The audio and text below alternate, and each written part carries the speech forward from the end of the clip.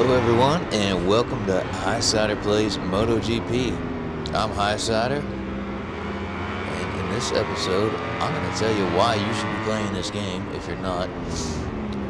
And later I'm going to tell you why you should play it the way I do, but for today, let's just keep it simple. This is an awesome game when it's going well. It can be very frustrating too, but it is amazing when it's going well.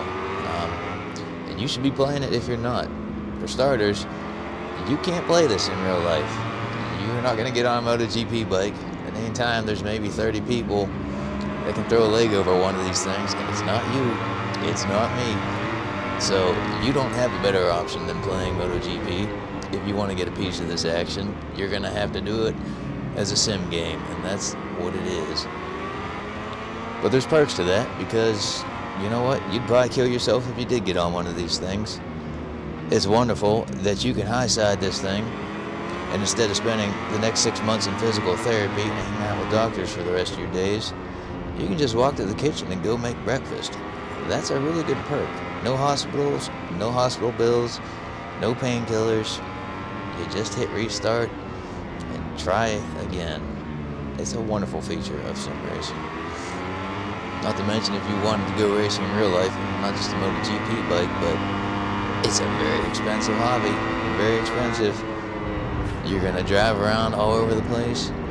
It takes a lot of time to do. If you're working on your own stuff, that's a lot of time. What else you got there? Well, if you're worried about the trees in the atmosphere, it's a hell of a lot less carbon going in the air. So, you know, if that's your thing and if that's something you're worried about, it does have a smaller carbon footprint. So take that for what it's worth. I happen to like sim racing, but not too sim. I'm kind of like a hybrid guy when it comes to that. I like to keep the features I do. Like on this game, I'm going to run full power all the time. Just because I want the sassiest bike I can get. Milestone, if you're listening, please separate the tire wear from the fuel consumption so I can run full power but still deal with tire wear. I'd much rather have that, but I want all the wheelie I can get and the sassiest bike I can get, so it's full fuel all the time. No practice sessions for me. Don't have to spend a lot of time qualifying. When it's electronic, you can just keep hitting restart and just keep on racing. So in a very short period of time, you're getting a lot of track time, and that's a glorious thing. What else we got here? Well, let's talk about the bike. The bike itself is flat out amazing. You're talking, what, 280, maybe 300 horsepower on these things these days? And a bike that is light enough that you and me could pick it up and put it into the back of a pickup truck. All on a contact patch about the size of a business card. It is just ludicrous how hard these things pull. If you've ridden a 1-liter bike or a Blackbird or a Hayabusa, you know how insane that is. And these things are over the top of that. Top speed? Well, it's way faster than the Formula One car.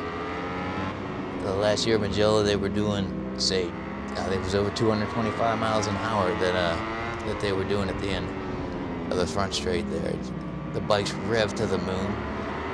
You got 2 brakes instead of 1, which is way cooler. I'm sorry for the car guys. I like cars, don't get me wrong, but working with 2 different brakes just adds another layer of complexity that's very pleasant to do. And you use the brake in a lot of unique ways. It's not just for stopping. The rear brakes are kind of just like a chill the bike out thing. It's wheelie control. You can squat the bike. If I remember an article a ways back for Danilo Petrucci at Le Mans, his data was saying he was using rear brakes somewhere around like 70% of the lap. I don't remember the specific figure, but it's a tool for way more than stopping. It's very, very awesome. What else we got here? Okay, so horsepower and brakes again. You have so much more than you need when you're playing this game. You're rarely at full throttle. I'm doing no traction control, full power. And a lot of times when you got this bike leaned over, you only need 50, 60, 70 horsepower just to keep the speed up, whatever the hell the number is, I don't know. But it is not too often you get to hold this thing wide open. And the same with the brakes. If you just clamp this brake down, you're going over the bars. So it's a very analog style of racing. It's just continuously finding the right amount of something. There's no holding buttons down. There's no holding triggers down for the most part. It's a much more demanding game compared to most other racing games. It makes it that difficult, but it's that rewarding when you get it. It's very flow. When things start happening nice, very smooth. No button banging, no slamming stuff. It just starts happening real nice for you. Oh yes, what else we got here? Another nice thing about this game. Back to that power. That thing has so much power. It's a little intimidating when you're picking up the throttle. You need to be delicate. But it just will get you nervous because you've got so much power on this thing. You're going to get yourself in trouble. Either lighting up the rear, fighting a wheelie, getting yourself into a tank slapper if you're getting too much on the curbs, that kind of thing. It's an intimidating bike. But that is a good thing. It's a very good thing. Plus, all that extra power, it's not necessarily the fastest thing you're ever going to do. I'm sure it's not the fastest thing you're going to do, but there are certain corners, like Catalunya Turn 3 or Silverstone has a section. Is it Silverstone? Oh, I don't remember. Anyways, there's plenty of nice broad corners where you can just let this thing eat, just burning it down. So try to run a harder tire when you have the option because you don't want to overcook it, but it's a glorious thing. And with the bikes, very little downforce. They're doing it now, with the wheelie control and whatnot. It's still insane amounts of wheelie, but it's less.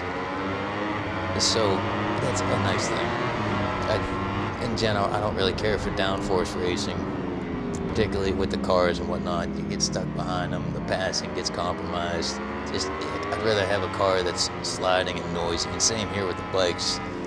I want a noisy, sassy bike that's moving around on me. So just downforce in general, you can throw it in the dumpster as far as I'm concerned. Why should you be playing this game?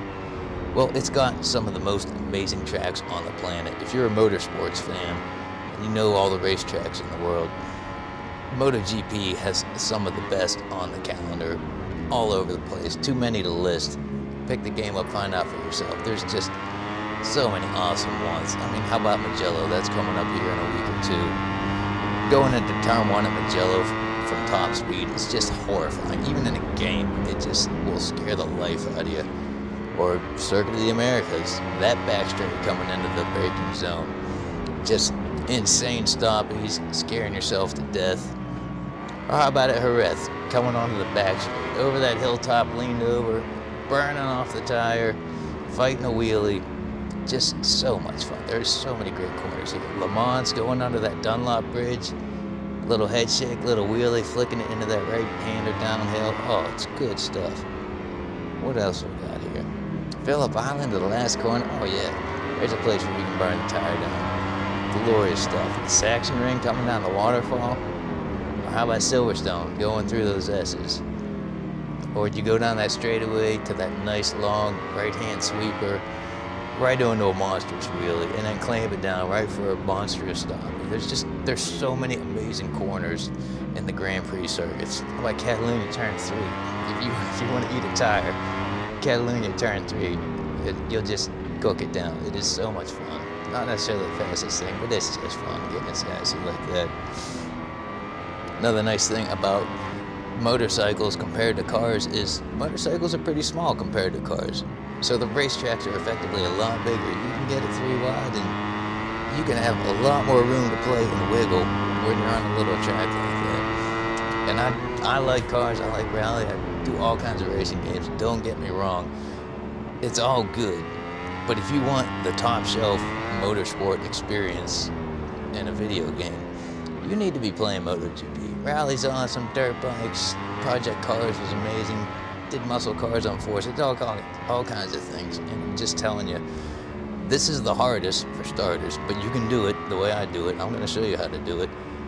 But it's just the most rewarding. It's worth putting the time into. It's worth setting up the bike the way I'm gonna show you. We're gonna turn off the traction control. We're gonna turn off the wheelie control. We're gonna have a big, sassy, ornery bike that's gonna intimidate you, but you're gonna get it figured out, and you're gonna have an amazing time doing this. It's gonna hurt your feelings. You're gonna do a lot of restarting, but it's worth it. It is so worth it. You get so frustrated with this game, it just doesn't matter. So You need to be playing this game. You can be playing this game. If you're playing it already, I want to show you how to do it better and have as much fun as I am. I'm not the fastest guy on the planet, making no claims like that, but I'm probably having the most fun, just the way I got this game set up and the way the sessions go for me. It's just so pleasant, and I want to show you how I'm doing that and getting so much joy out of this game. And if you're in the sim racing community doing other things, you need to come give MotoGP a try. Cars are cool, a lot of other things are cool, but other people out there doing other things, give this a try. If you like racing, give this a try. All right, I need to show you the setup real quick. I forgot to show that to you earlier. I'm going to show you the setup for every track I do and whatnot. We'll go into details on that later. We're going to talk about all kinds of things, all things MotoGP in this show. But we can only do so much in an episode, and we're about done here. So let me show this setup here real quick in just a minute. And yeah, we'll do other things in the other episodes. Hit me up in the comments if there's specific things you guys want to see. Likes and subscribes are appreciated. And we're just going to talk MotoGP and try to have more people having fun on this. Try to get some new people involved. So here's my suspension, by the way. Nothing too big a deal. The secret is getting the right wheelbase and the right height on the bike to get the amount of weight transfer you want. So a lot of wheelie in this track, so I had a long swing arm, very short up front. And the reason I was overcooking turn 2, I just figured out here, is because I accidentally switched over to a 12-inch front brake disc. I did that right before I started recording, forgot about it, and problems.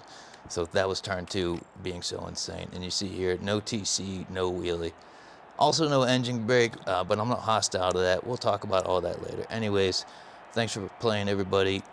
Like and subscribe. See you in episode 2, and let's have some fun playing MotoGP. Thank you.